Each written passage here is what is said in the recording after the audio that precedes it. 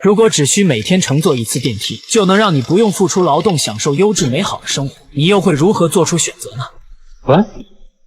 但凡是接受过切割术的人生，工作记忆与日常记忆将会被1分为2的剥离开。因你负责在公司里拼命的工作，脑中压根就没有休息或下班的概念，也不记得个人生活的事情。而 Alti 却恰好相反，他对工作中的事情一无所知，丝毫没有被资本压榨带来的烦躁。这样每个人都变成了资本家，自己剥削自己仅有的可用价值。这部剧讽刺了当代社会，许多工作模式突破了传统的8小时工作制，逐渐弥散到个体的24小时生活中，导致生活成了工作的点缀。赫利非常疲惫地在公司会议桌上醒来，面对陌生环境的恐惧，他马上开始寻找逃离的办法。可惜一切都是徒劳的，偌大的会议室只有音响在回应他，一个劲儿的要给他进行问卷调查的小测验。这时赫利才意识到大脑一片空白，连自己姓什么都不记得。结果这却是最正确的答案。此时房门突然打开，身穿西装的男人站在外面。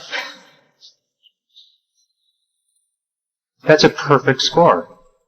这反倒令赫利更加恐惧，毕竟刚才只是被禁锢，可现在要发生的事却无法估量。其实对方就是来给赫利做入职介绍。不过马克接下来所说的每一个字都像机器一样按照剧本进行，很明显赫利是个急脾气。他用书砸向马克后便要再次逃走，但这次赫利又失败了。不知是马克怕挨揍，还是失去了耐心，他开始像正常人一样与赫利交谈，称自己完全可以理解对方，毕竟这些流程他也曾经历过19次。奇怪的是，如此大费周章的聘请员工，主要的工作竟是在电脑前寻找看起来令人害怕的数字，并将它们清除掉。你说他们删除的数字，会不会就是他们不该保留的记忆？想必他们自己才是被研究的小白鼠呢。可越是这样，赫利想离开的欲望就越强烈。为了打消他的念头，马克带他来到可以离开的楼梯间，而且这里是唯一可以带着记忆离开的途径。可接下来发生的事令赫利惊掉了下巴。前方明明就是楼梯间，但在踏出的那一刻，原本的楼梯间竟诡异的变成了公司走廊，自己仿佛又回到了刚才的起点。而卢蒙公司像这样滴水不漏的事情还有很多，比如马克上班时被赫利砸伤，下班后马克便得到公司留下的纸条，上面清楚地写着他头上的伤是因踩到投影仪滑倒所致。表面上切割术是让员工拥有2套互不干涉的记忆，但实际上这却给了公司篡改员工记忆。